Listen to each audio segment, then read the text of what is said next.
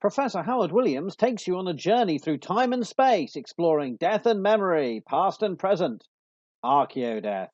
Archaeodeathlings, it's archaeology Professor Howard Williams here with one of my Archaeodeath interviews. And we're using the power of digital online telecommunications magic to communicate with the wild and mysterious ancient and distant place of Denmark today, where we're talking with Luciano. It's wonderful to have you here, Luciano. Would you please give a proper introduction to yourself for our viewers and listeners? Hi, I'm Luciano Pezzoli. I am a researcher of Germanic animal art, and well, I became that in a very unorthodox manner. And well, this presentation is pretty much about how it happened, because it's so unusual. So I didn't go through PhDs, at least yet, and but through a lot of practical research, and also interaction with a lot of academic counterparts, and mainly the discourse with the original makers. And this is a wonderful opportunity because you're not only a scholar of this art, you are a creator, you are an artist who has worked in many media with this material. So I think it's almost impossible to give a soundbite description of what we're going to be doing in this really unique discussion. But I do want to sort of preface this by saying that your humility aside, you're a published researcher on this topic. You've got so much striking and well-respected visual material, and already conversations that people can learn about you. But I want to start off by just saying, welcome, thank you. And I want to ask, how did you get interested in Germanic art, and not just the Viking age, but also the pre-Viking Germanic art? How did it all start for you? Where did it come from? Well, it didn't start with art itself. Basically, when I was a kid, I was interested both in arts on one side, and I had a deep fascination with medieval history. And are we seeing the slide already? Yes, they should be all visible. Yes. Right. So yes, that was. I wanted to show a little,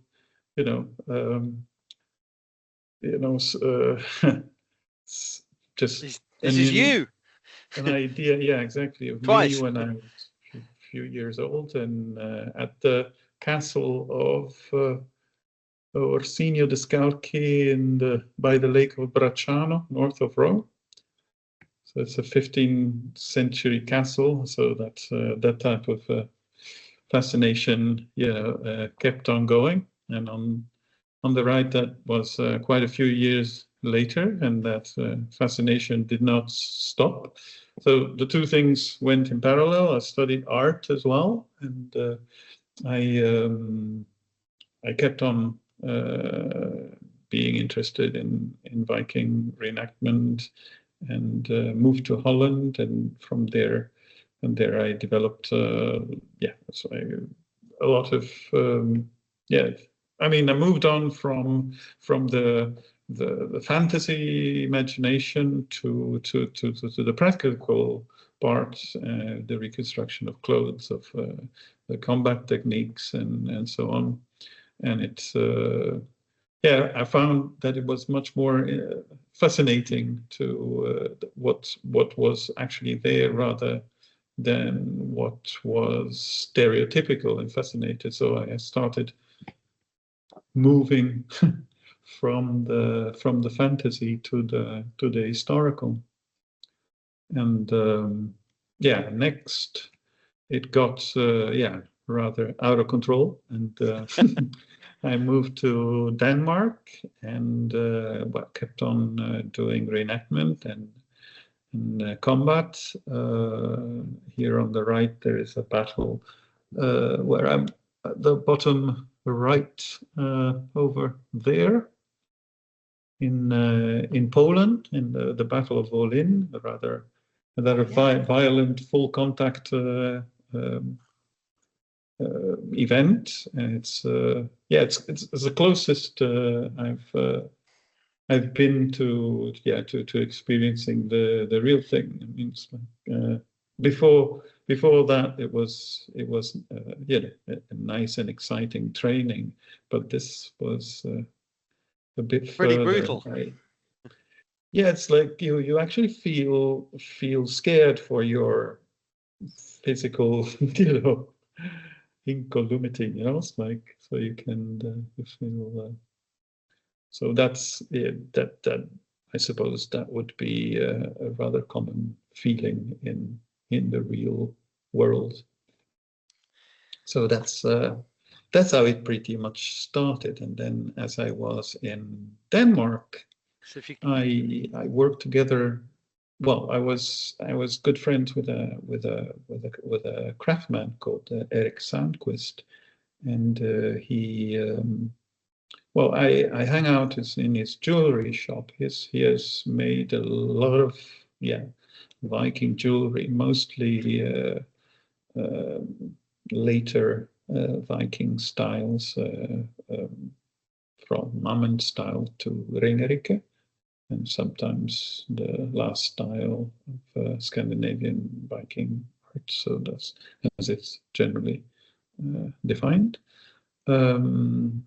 But so I hang out with him, and I practiced a lot of drawing. But he kept on saying that I made very beautiful drawings, but they were not Viking, and it was really hard to understand what he meant, because he acknowledged my skill in drawing, but he said, "Yeah, beautiful drawing, but it's not Viking." So as I was, exploring this, I started, it's like I didn't really understand what he meant by that, because he had picked up all this knowledge through doing. He had his own names for characteristics of these designs and how they worked, how they related this to each other, and I really, sometimes he lost me. I couldn't really understand what he was talking about. So he suggested that I start tracing the originals, and what was very central to this was the context, because instead of picking a single standalone motif, I started with a very large cohesive context, and that is very central to the methodology that I developed. At the time, I didn't know that much about it. It actually developed through doing. So this is the Cameron casket. Wow. So this is, well, what makes it interesting, besides the historical context, is, which was of course important because it was a commission piece by the kingdom of the young kingdom of Denmark, and most probably as a diplomatic gift, sort of a business card to the higher echelons of European clergy and politics in general, so like power center. So that was the idea, and so to build this piece, there were different workshops that were employed. The casket is made out of if it was elk antler. Oh wow! Yes. For the panels, and and all those strips that connect them are gilded bronze, as the 3D images of the wolves and the ravens coming out. So those are three different workshops. They have different characteristics and within the same style. And that's what I started recognizing through tracing every single motif in there. So at first it was just tracing, no questions asked, just following miles and miles and miles of lines, and at a certain point certain canons start to become clear, until it's not only the hand, the head that is working, but it's actually the hand that completes the work. So for example, if you I think in the picture of the casket below the lock, there is a panel with two birds, but the two heads are not very visible, but they're sort of partly covered by the lock system, and that's the panel at the top. And that I actually did reconstructed practically by the end of all panels, and I was surprised because it was my hand that finished those unseen details, because I didn't even think about it, and it made sense. Because at a certain point, this is something that is very difficult to pick up from books, from examining. Even some of the highest quality photographs that you see in some of the most, this is a well referred to object, isn't it, in terms of Viking period art? They don't give you that sense, and so what you've done here is just completely, for both students and researchers, just made it so much more comprehensible. Yeah. It's fantastic. And thank you. There is but as I was tracing the different parts, I started realizing that within that there were very specific canons to the style, both in the interlace and the type of beasts that were designed, but also between the different workshops. So the 3D figures that come out of the caskets are slightly different in stylistic approach than the ivory, say, the antler panels, and so are the strips of the engraved, the gilded bronze strips. I think that you can actually see it in the details here. One of the painful points about this casket is that it was stolen at the end of the Second World War. It disappeared as the Nazis were retreating. It was in Poland, and then it vanished. So we have a number of copies, fortunately, that were cast in plaster. So this one on the right side, and one from the previous picture, this one here is a plaster cast, and so the metal parts are actually just paint, really. But fortunately, we also have photographs from before it was stolen. So the one here on the left is a picture of the actual original piece, which carries much clearer details, especially in the engraved bands, which on the plaster cast are a little lighter, more difficult to make out, basically.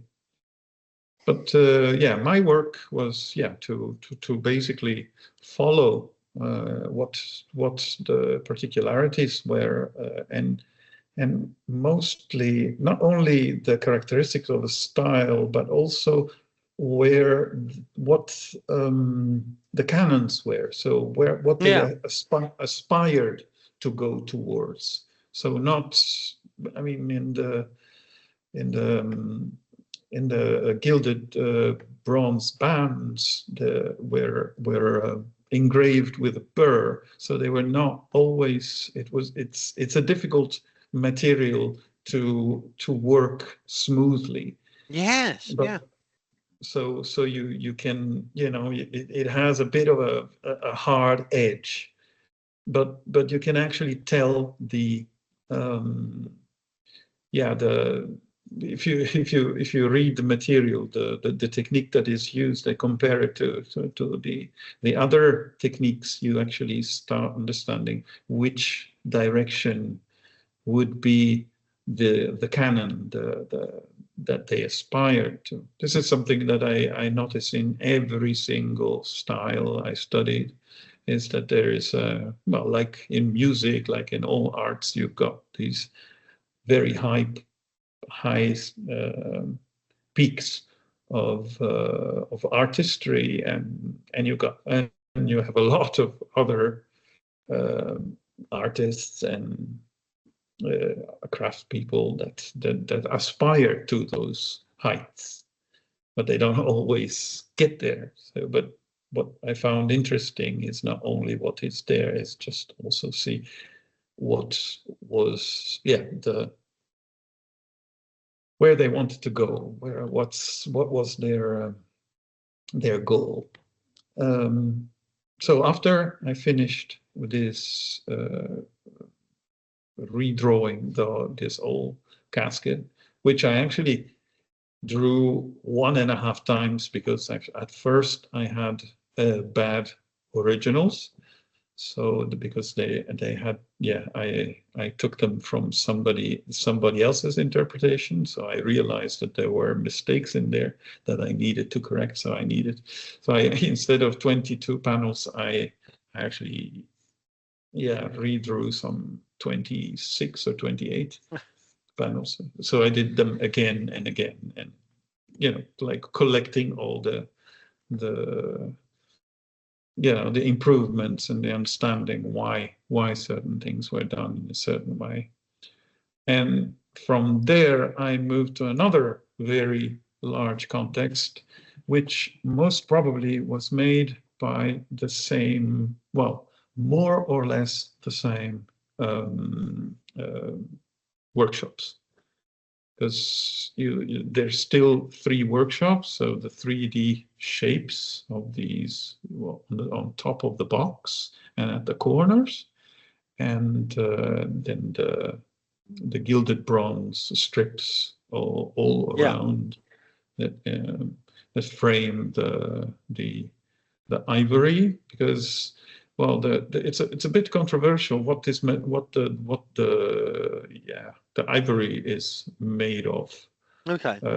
Some say that it's made of walrus tusk, but at the museum where they are in Munich, it's got a very interesting label. It seems as if they say that it's made out of mammoth tusk, and I think it's weird, but okay. I don't know enough. It's difficult to. I don't know. It's some kind of ivory anyway. That's what they claim. But my part was to actually get into the to compare the two, because they are the context was very, very important. And so I had 2 enormous contexts in which there is a lot of, it's as if it's the difference between if you have a small object with a little motif or a little bird or something, it's like a little slogan in a language, while these objects are a tome of information. So they use a lot of vocabulary, a lot of syntax. The elements are put in context, in relation to each other. So it's a very articulate thing. And so there is a lot to understand. And I've been so even after I finished redrawing these two caskets, I kept on studying them. I think I studied them for about 6 years. And at a certain point, some interesting information starts to surface about what the meaning of some certain sort of imagery may be about. And that's a collateral thing. So that's this is not chronologically the earliest, but this is a good example of it's one of the more sophisticated sort of late Viking Age sites. About the year 1000, isn't it? About that? Yes, exactly. Yeah. And just how you can see convention, but also, as you say, you can start to work out the meaning. I mean, is it possible once you get your eye in to start trying to discern what these beasts are that might otherwise be seen as purely mythological, or is that often reaching too far to try and discern more? Is there a temptation that must be resisted of trying to over infer, because there's often I know we've talked about this before ourselves before this this desire to literally pin either Christian iconography or Norse pagan iconography behind a lot of these scenes, but a lot of them it's not that obvious, is it?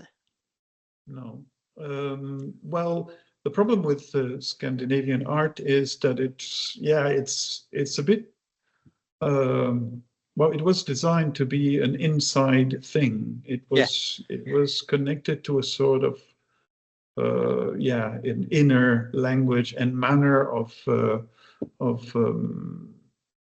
narrative, which we are not very, very familiar with. They had a very complex variety and quantity of ways of telling stories. I mean, these two caskets, I mean, as I said, it took me 6 years to get some information. It was like the approach, as we were saying, because that's, besides the interesting thing to see all these objects is what my methodology is structured on.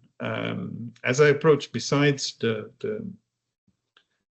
tracing, I pose myself as a witness, as I look at what I see, and I didn't have any preconception about what the meaning of things were.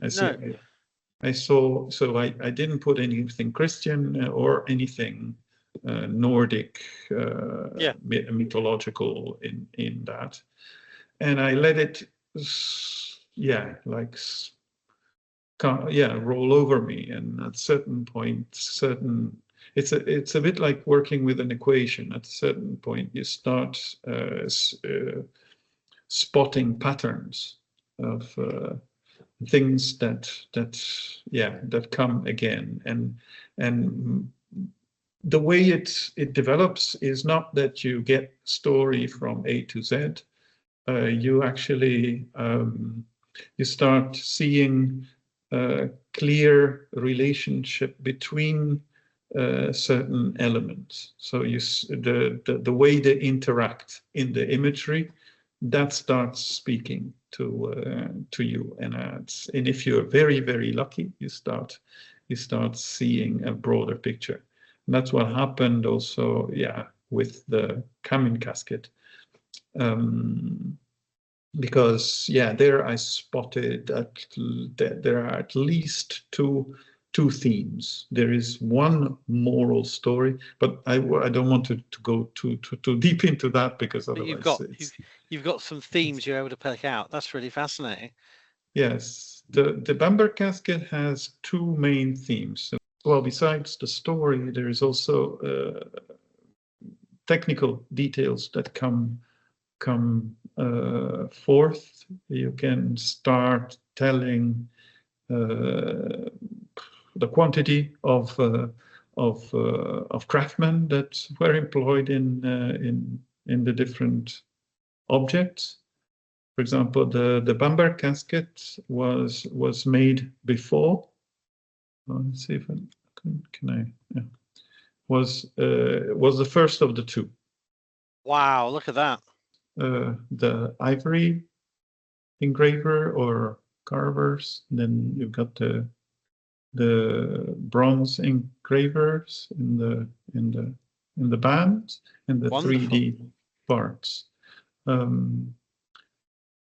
There is a development in the ornaments, and they actually connect more continental themes with more or stylistic forms with more Nordic ones, especially in the vegetation.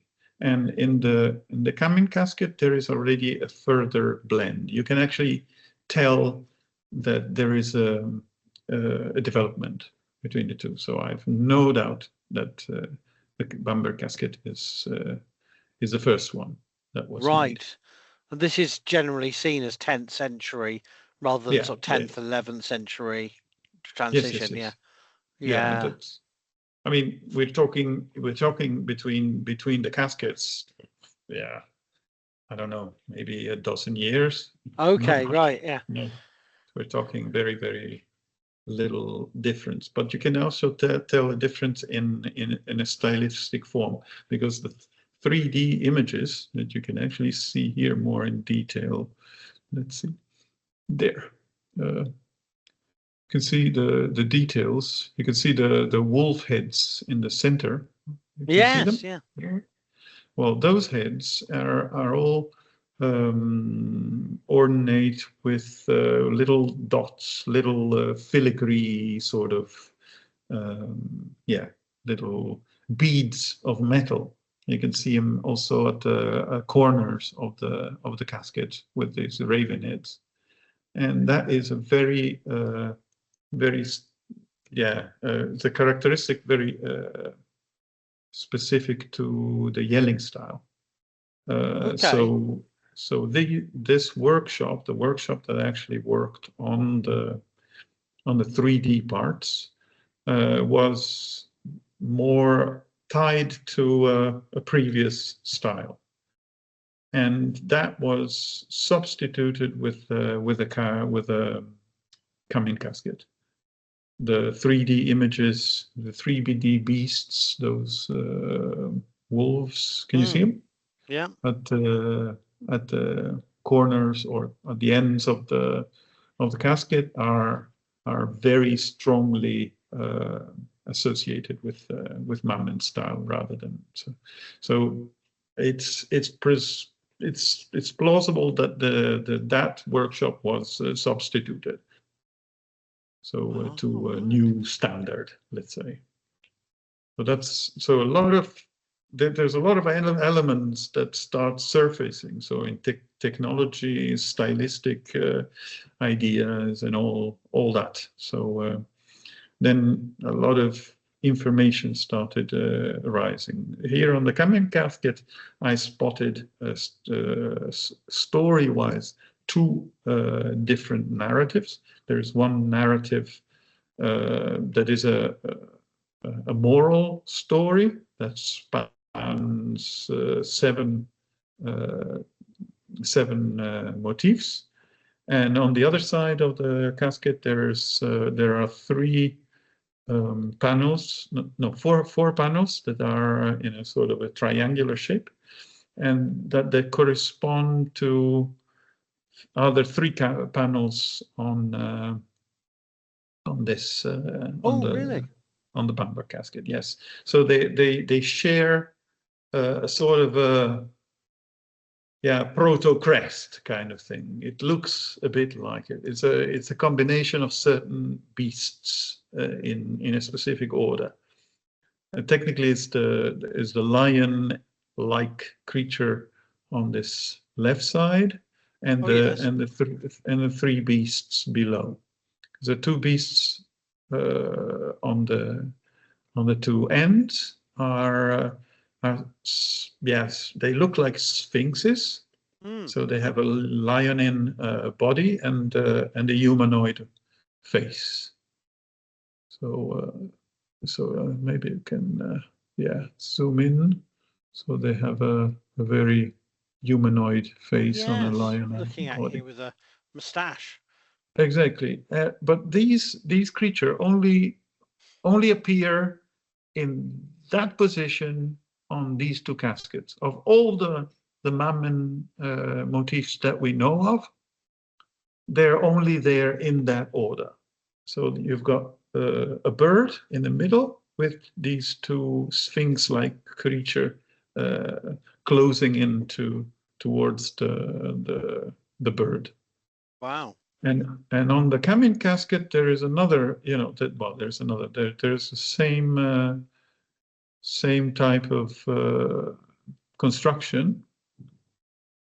It's upside down here, but here you've got these two lion-in oh yes, there they are, beasts. They're upside down here with their masks, and two birds instead of one. And in this case they are moving away from the two birds. Maybe they feel outnumbered, I don't know. But there is definitely a connection between those four images. I mean, if it happened by chance, it would be really, really unique, because they only exist in that context. So fascinating. So you've got these two caskets that these were actually the ones that got you started thinking about the art, and exactly. And they are unique in their own right, but you're able to show such connections, even though they're not the same date. And definitely, and they also have different types of narrative, because there is this symbology of these two sphinxes with the lion and the birds that goes from one casket to the other. And then on the Kamin casket, there is, as I said, a sort of a moral story. It's a story about these two birds that are threatened by these two dragons and how they deal with it. One is stressed and panics, and the other one holds its ground and gets away to fight another day. So it's a sort of a, but yeah, we could talk about it some other time, because it's a real complex thing. Yeah. Because the narrative came out as the last thing in the story. It just didn't. I mean, I didn't start interpreting anything until I had all the elements and all the bits in place, and for a couple of years, it didn't really make sense still. But on the Bamberg casket, there is this connection to the Kamin casket, but there is also another type of narrative, and this narrative is very particular. It's a bit of it's like a puzzle. So there's these four images on top of the lid. And they refer to the central images on the sides of the box. But this reference is shifted 90 degrees counterclockwise. So let's see this. So we've got these two eagles, say, on the lid, that are connected to the bird there on the left. Okay. And there is this lion one that is connected to the lion on that side. And then there is the dragon the two dragons on the right side is connected to this one. So it's shifted counterclockwise. Why? No idea. It looks like a puzzle. They actually are in the right place. It's not that through time somebody turned the lid in the wrong direction. It's actually meant to be like that. So Wow. it's a sort of a puzzle, but it seems to reference to the parts, and that to prove that I would have to expand enormously. So I'll try to keep it short. It seems to refer to the 4 parts of the being. Like the hamre, the hukre, the hamenya, and the fulgia. So the outer body, the inner creature, the what we call, we'd say the spirit, the essence of the being, and then the fulgia, which would be a sort of a familiar, an external connected being. So like a sort of a guardian angel of sorts. And also a similar peripheric that would be the hamenya, which are the embodiments of luck. And those are an important part of the moral story on the Kamin casket. So here they are represented by snakes, apparently. So it's the quantity of snakes and their action in their agency in the action is fundamental for the final result of the struggle of these 2 birds. It's actually What's that? No, the panels don't interact with the 3-dimensional bronze art. They are separate now. Right, yes. Their narrative is internal to the panels, right? Yes, absolutely. Right, sorry. Yes. Yeah, I just wanted to... Yes. So I didn't want to go too deep into that. I mean, it's like the general idea of the Kamin casket is of representing a sort of a longhouse shape, and so and at the 2 edges there are these 2 large masks. Yes. That function literally as gates. They're gateways. I mean, masks are a very interesting symbol, motifs, motif, and in the West we seem to be the only ones who don't know that a mask is has a very strong it's very strongly used to represent a gateway between places, between dimensions. So something comes through that, and it's not by chance that they are at where the doors should be. Yes, at either main end of the hall. Exactly. So that's hope. And so that's where also the fiercest beasts are placed to protect the entrances of these gateways, But and in this story, the bird that makes its getaway actually goes towards one of these doors, so it actually runs for the exit. But that is 6 years in as little as I could. Only 6 years.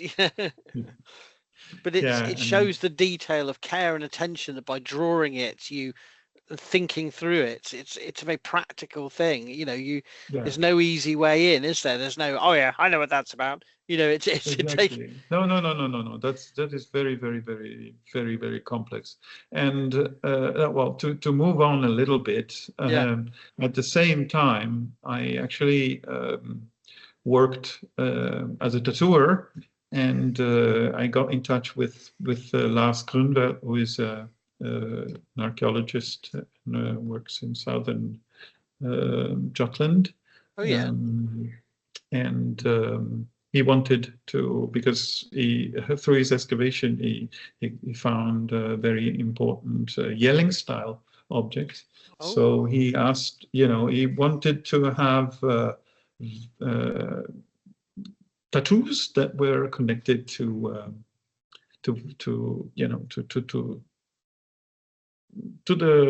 the original sources, not modern inventions. Yes. So we started a relationship together, and we started.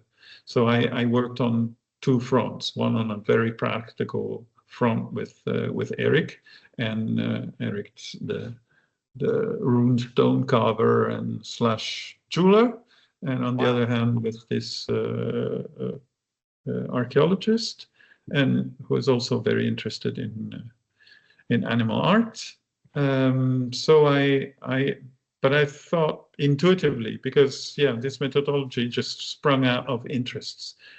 So intuitively, I searched for another context that was just as large and just as cohesive in a different manner. So I started looking into Oseberg. So jumping a bit earlier, yeah. But yes, but that was on purpose, because I wanted to see the difference. Absolutely. So I had to start from scratch again, completely. So forget about everything you've traced so far. You start from scratch. You sit down, you look around, you see what's there.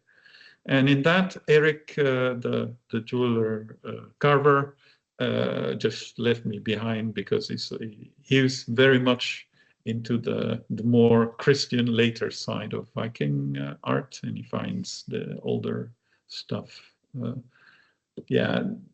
little too stylized for his tastes. So so I was on my own. I started. I sat down, looked into what I could find, and there is a plethora of motifs made by different craftspeople, and I spent exactly the same amount of years working on Oseberg, and I could go on for another 10-15 years easily. But the first things I started noticing, and I started discussing them with this archaeologist, were the themes that I started spotting over the whole ship, all the objects, because the carved objects are span from the actual ship to 5 sleds, bed posts, 10 posts, and so it's an enormous amount of material, and just as many craftspeople involved. So the first thing I started noticing, comparing the different objects, is for example, this beast. There is one specific beast in the whole of Oseberg that keeps on popping up. It's not unique to Oseberg, but it was very central there in several parts.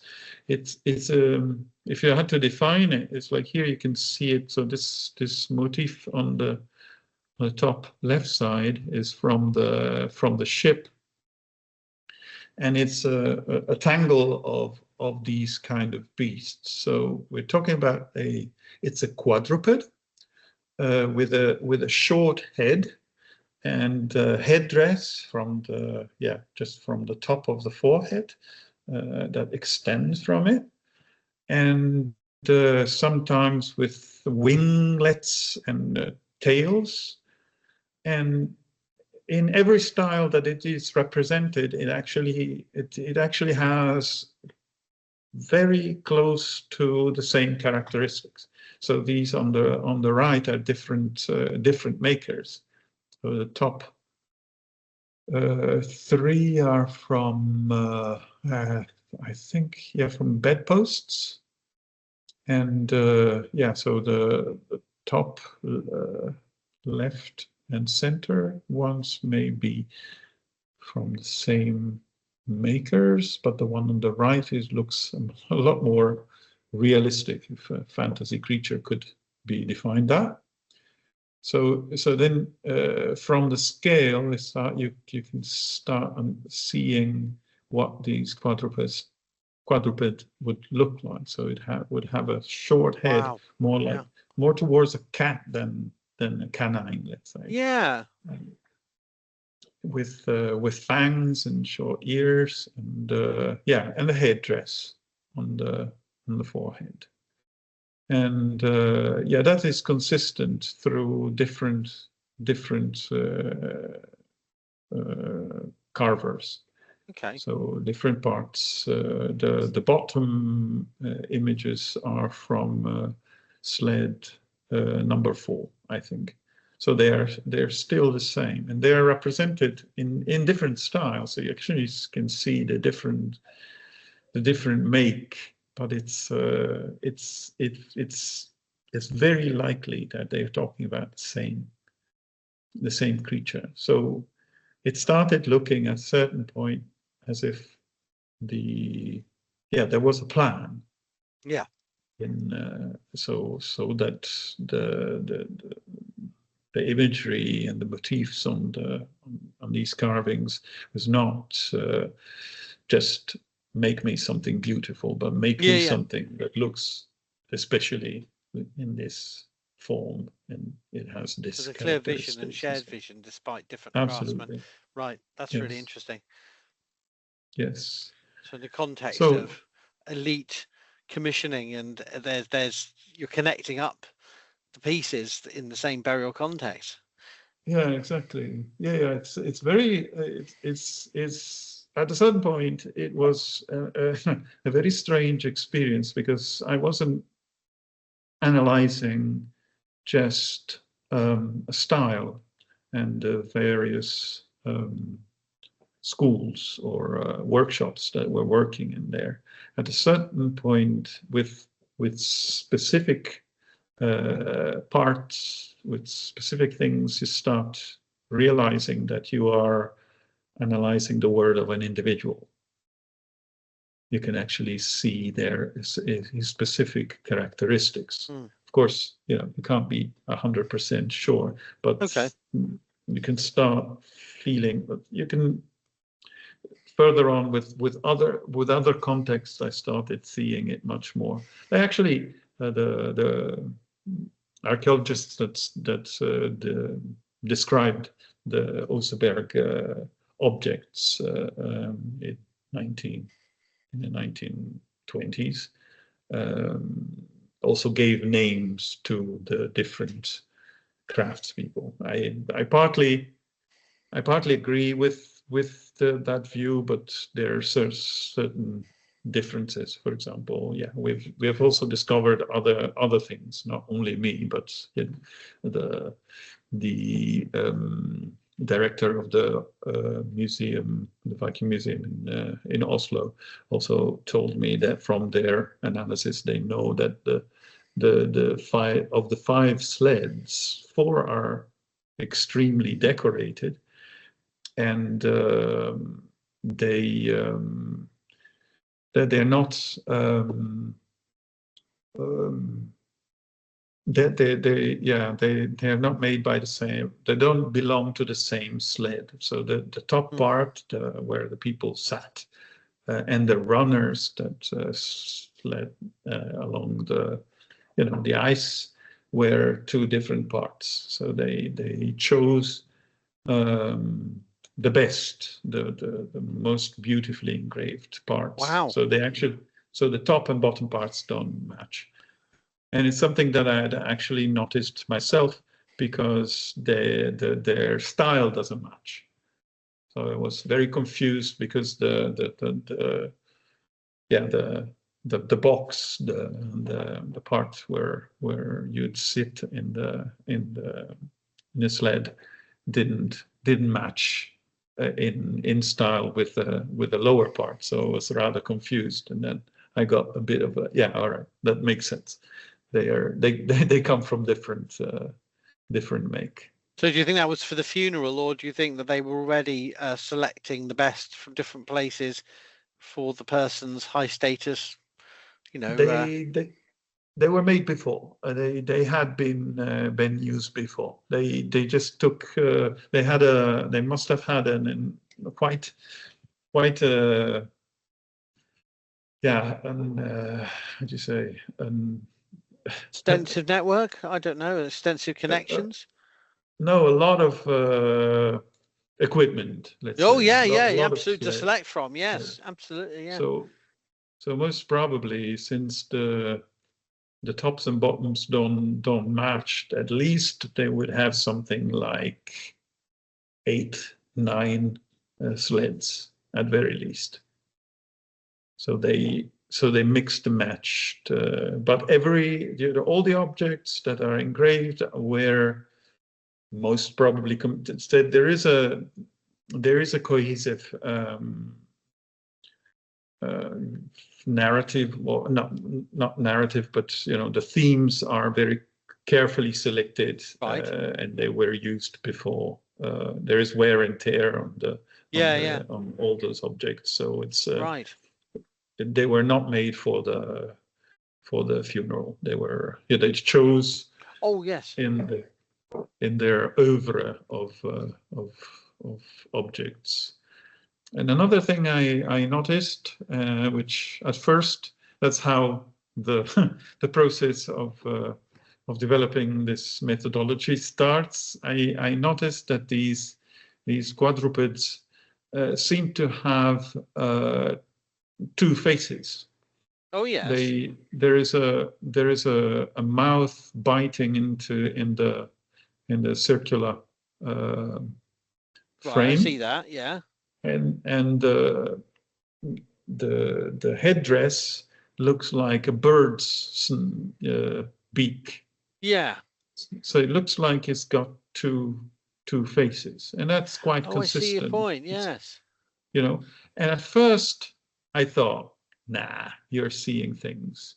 So I started, it's like I moved on, but I kept that as a footnote, and I started seeing it in several objects, and it was it's not with every beast.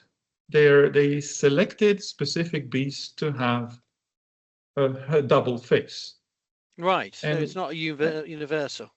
No, absolutely not. But what gave weight to the idea that there were two faces, 2 different faces, is that the face that you normally would see first is generally the secondary face. So what attracts the attention in these heads is mostly the beak at first. And then you see the other face because it's functional to the rest of the body.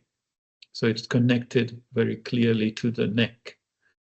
Here is another example. This is from, here I've highlighted the different sign, the different faces of the same beasts. This is sled number, it's called number 3, I think.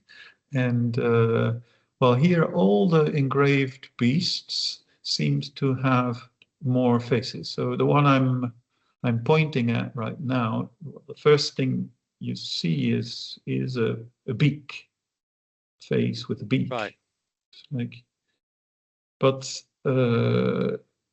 that is the secondary face. The primary face is always connected to the either the structure of the body or the flow of the ornament.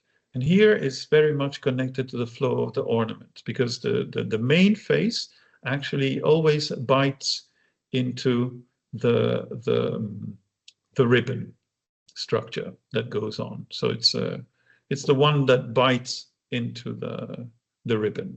So this bird is on the left you see the bird face, but the main face is the one that bites into the ribbon.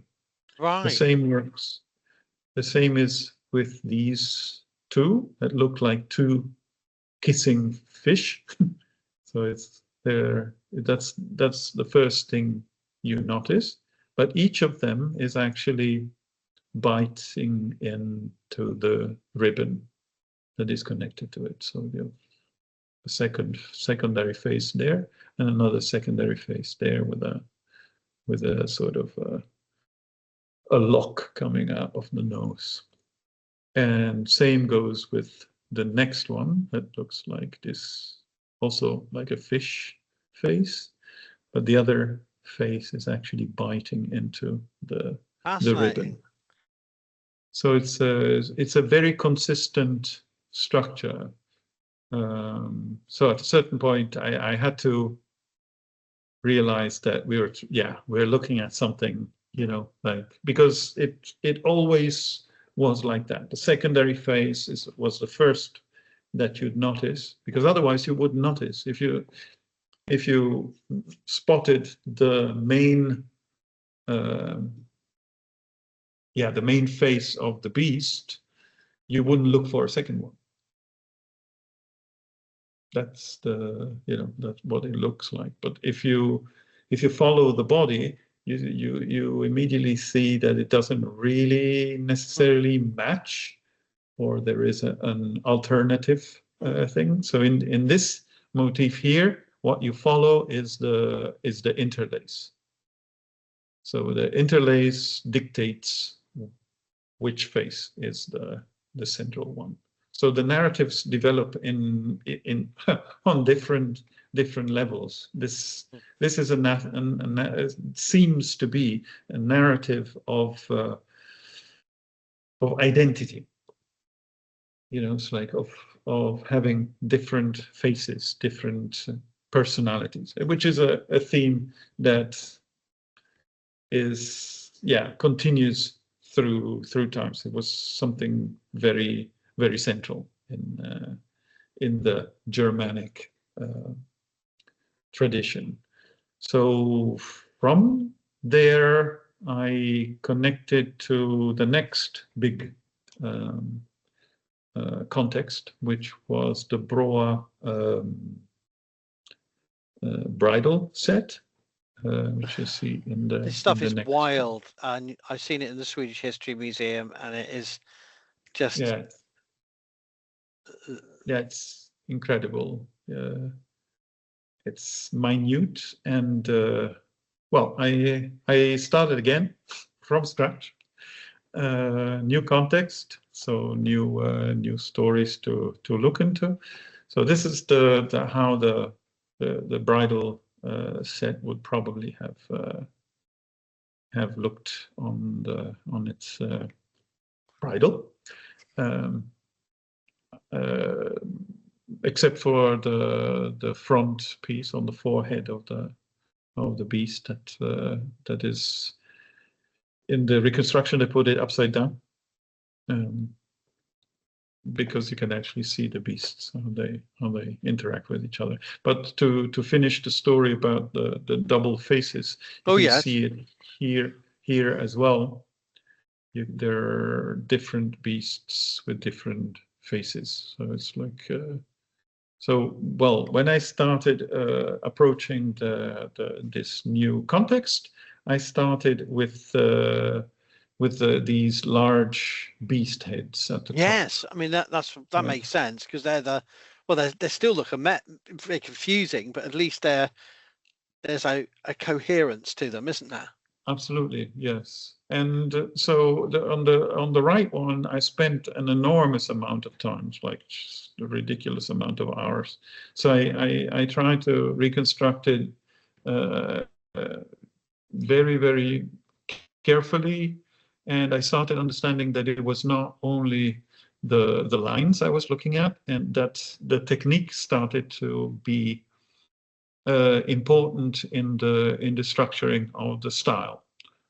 And usually these very stylized motifs are depicted without the background. but that actually kills the effect that they seem to have been going for. Because the slanted surfaces that go towards the background give extra dimensions to the beasts. So when we construct when you see these motifs in books, you only see the surface. So it's a bit as if looking at a sphere, well, and depicting a circle. So it's accurate on the surface, but it's not the whole story. They actually made these engravings because the slanted surfaces caught the light in different ways. So it created a sort of a motion picture effect in the so by tilting the object, you could see it move. You could see it in a different light. So it was not a static object. It actually had a sort of cubistic, multifaceted structure. And this background structure started also speaking to me in the sense that it must have, in the way it actually influenced the development of Scandinavian art. So this is because it's very early on, isn't it? Yes. Well, not early on in the Viking Age, but not early on in Scandinavian art per se. Yeah. No, yeah. Not in the Scandinavian art per se, but it comes in waves. I think that this, at the onset of the Viking Age, there was a sort of a different shift and a rediscovery of techniques that were not lost, but it's a bit like the return of trends. And these, I'll have to move to another slide that I wanted to tell later. So I started collecting the objects that were imported from the British Isles at the beginning of the 8th century. Yes. Imported in different ways. Probably some were regularly acquired, others in a more subtle manner, or less subtle manner. But they basically just flooded Scandinavia, and what they actually were looking for. So they took these objects from the monastic jewelry pieces, these crosses that were refashioned. They were broken into smaller pieces, etc., and reused as brooches and weights for different purposes, repurposing. But what seems that they were most intrigued about was the possibilities of this technique. So the way that this metal object with slanted surfaces on the side actually gave a dynamic dimension to the images that they were constructing, that they were expressing. So they started importing an enormous amount of this, and then the blue spots are where these objects were mimicked and then made Scandinavia. Right. So they were turned. There was a shift. Yeah. Yeah, there was a shift in the way they looked at things. So, like, for example, the Celtic monastic jewelry Ireland and Scotland was very, very mirror symmetrical and extremely regular. And at a certain point, they started with those grid patterns, but then they broke free from that and then stopped making mirror symmetrical objects, and went towards a different stylization, which I think has a lot to do with their view of the world, what they were trying to. But yeah, those are further speculations. But okay, so I've got this this big context, and I was working on this head, this beast head. There was in which there are stylized beasts inside of it. Yes, the multiple beasts within a beast. Exactly. There are actually 3 beasts inside. There is sort of a bird between the jaws of the greater beast. Yeah. There's a very scrambled beast behind the eye. And then there is a quadruped at the end. It was a bit like the ones from the Oseberg ship. And this one also has two faces. So it also has the headdress that looks like a sort of an embryo of a bird. But the actual head of this quadruped has got the beak over here with a long tongue coming out.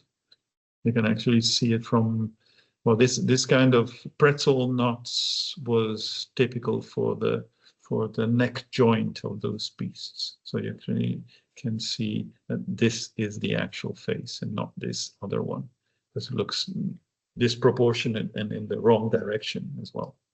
So I don't know if it's visible, but so there was a number of technical considerations, but also in how they dealt with stylized imagery, how they constructed stylized imagery. And it's because looking at them at first glance, they look like an absolute, like Picasso. It's very contorted creatures, and they are supposed to depict outlandish creatures from the interior of beasts, but there is a key to enter them. So it's not they were not just expressing imagery to like at random. They knew how to show the viewer of the time, of course, because that's the people they were thinking of, not us. That's why we're so confused. But there were certain details that actually show that they had a great mastery of anatomy, even perspective, which you wouldn't say at first glance. But this would give a good idea of so like this is what is inside these beasts. So there's a quadruped on the right side with a bird over there, and here's also a bird. Here's a scrambled beast and this quadruped. But I think I had for example, well, to give an idea of these of their parallel, of their use of naturalistic images to create a bridge between the stylization of something outlandish and given access to the outer eye. You can see that the posture of the beast is very, very well structured to mimic naturalistic images. Sort of a predator of some kind, of big cat or a wolf or something like that. Yeah, well, the nature of the beast is well, at that time, from what I can tell, is it's a blend of animals, so it's not one beast. So it would be wrong to actually try to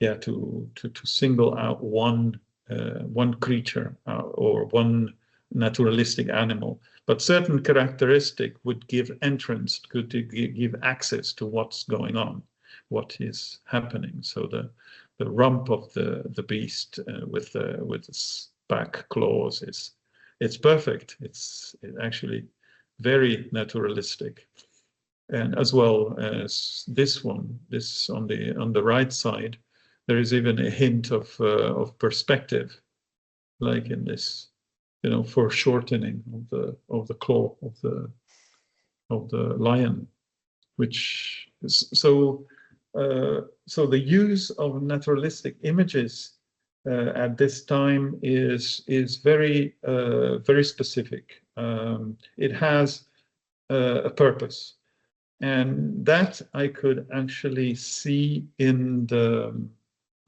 Oseberg carving as well. For anybody that wants to look into the Oseberg art, when you can recognize something as a bird or a head of a beast with its specific characteristics that look anatomically recognizable, it's on purpose. It's not by chance, because it happens rather rarely and in very specific points. So it's quite interesting that they used naturalistic imagery to express specific, to give a specific access to certain symbology. So not everything is abstract or stylized. Make sense? Yes, it does. Thank you very much. Yes, I do understand that. And so you see across these very what look to my eye very different kinds of art style, but there's a working logic behind what these different artists are trying to achieve for different commission, different patrons, different materials, different media. And that is really interesting, because it does speak to this idea of not necessarily a single ideology or single vision, but a shared community of ideas. They're taking their ideas from far afield as well, which is, as people talk about with Germanic art, it's not some isolated, phenomenon. It's responding, adapting all the time, which I think that's what I take from that. It's just very, very exciting.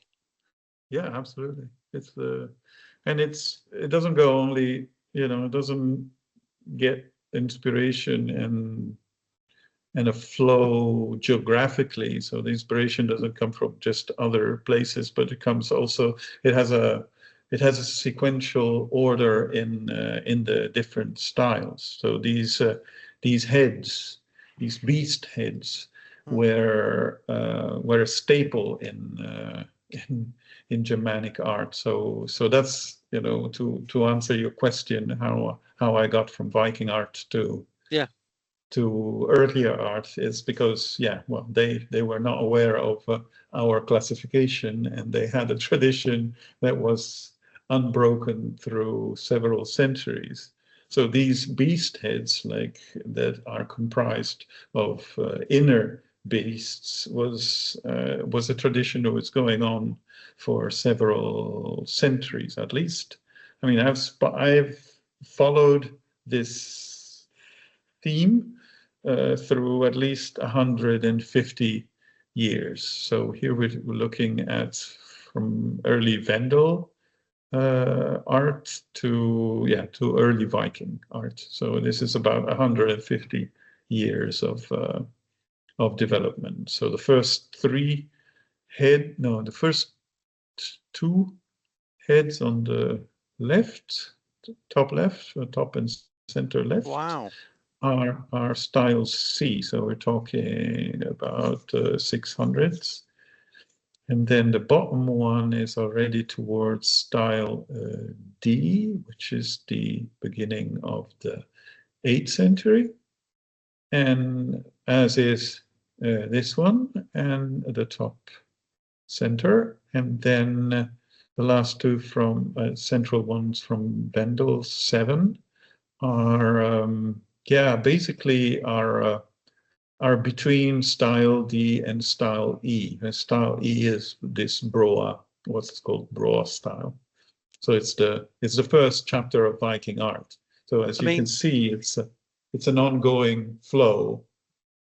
I was going to, I don't know if you've delved into this, and perhaps it's not an appropriate place to discuss, but I do see at least echoes in some of the style 1, style 2 animal art, particularly style 2 in England, where you have obviously close connections with southern Scandinavia. So I wonder how far back this idea of beasts within beasts and dual heads goes, but I don't know if that's something just to throw out there.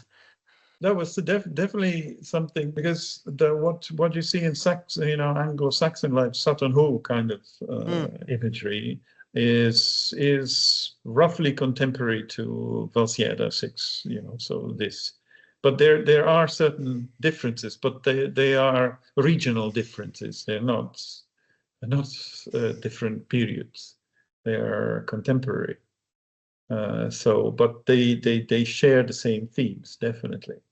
And there is also a development. So while you're looking at great beasts on different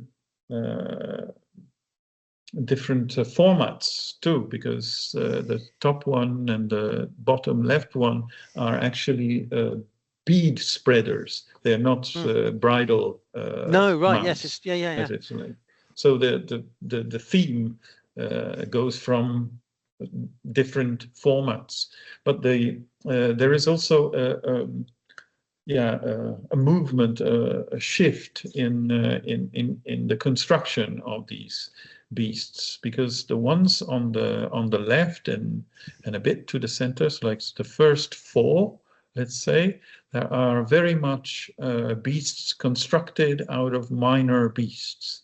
So they actually, it's a bit like the Italian painter Arcimboldo that used to make faces out of fish or birds or whatever. Yeah, you'd have an animal.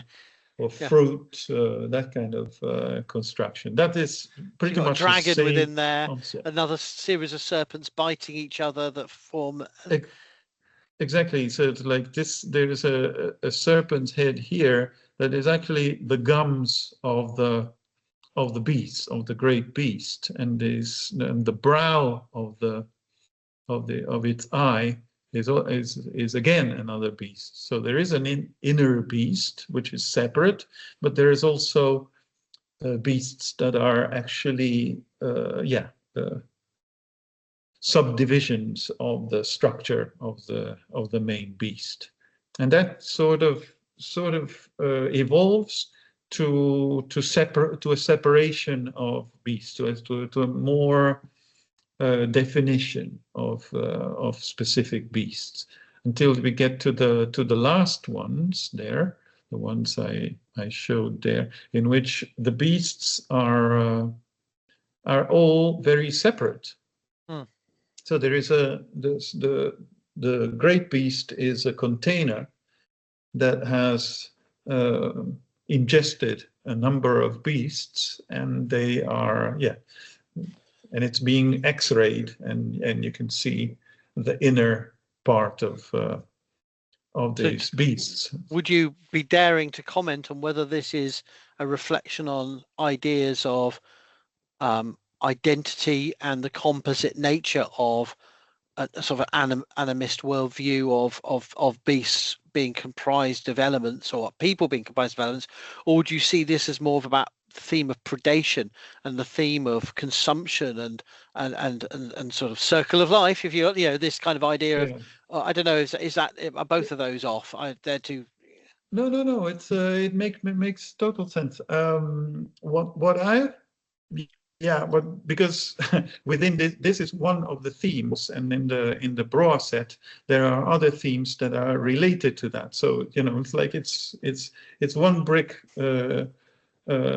leads to the next one, and then you start understanding what other parts start to express, for example. So we've got these two great beasts over there, but there are other themes in there.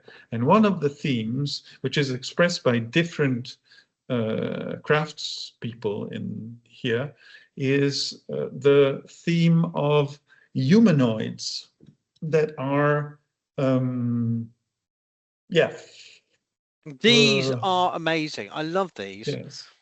I just don't know what to make of them, but I love them. Well, I just think sort of, you know, they could almost see them as wearing elaborate garments or being part of a portal, or, you know, like, I don't know, but they're just fantastic. Well, what it looks like, if you connect it, you know, like as a thought with the great beasts, you start understanding that it seems like they're depicting a humanoid and what is inside the humanoid. So there are the heads at the top of the motifs, and then there are structural part of this humanoid. So there are arms here, there are ribs. So these are structures, you know, that it's the sort of is a very empirical skeleton form. And inside these skeletons, inside the beast, or the humanoid in this case, there are smaller beasts, as if they are depicting, the organs, what's inside the body. Here, these are very, very interesting, especially this one, because it's got like two beasts in the long area. Oh, and yes. Here are two other beasts in the, say, the soft parts area. And then there are two elongated beasts that look like they're mimicking legs. And one of them... Oh, right, yes, I see your point. Yes, I hadn't really got my eye in there. And at the end, there are the two heads of the beast. So they're upside down. And the right beast is very funny because it's vaguely resembles a horse head. It even has bridle on its snout. So connecting on, so it's restricting the. So here's the eye. There's the mouth, and here's the snout. And there's these lines that look like sort of a reins. Can you see that? Yes, I can. That's absolutely unbelievable. So they're taking their ideas from all manner of real world beasts and scenarios, and sort of mashing them together in all. Exactly. It's that's precisely it. I mean, and if you think about it, if you think about how your own organs sometimes act out in unpredictable manners, and then decide to stop acting funny or not, it empirically makes sense to imagine them as independent beings. It's very much like the Schultz cartoon of Snoopy when he's running and his stomach starts going, "I'm hungry," and then his feet start saying, "I'm tired." You know. Exactly. Yes, that's very, very much like that. And it's quite interesting because all these parts are have a vocabulary. There are some. I don't think I actually show that one, that type of in the set.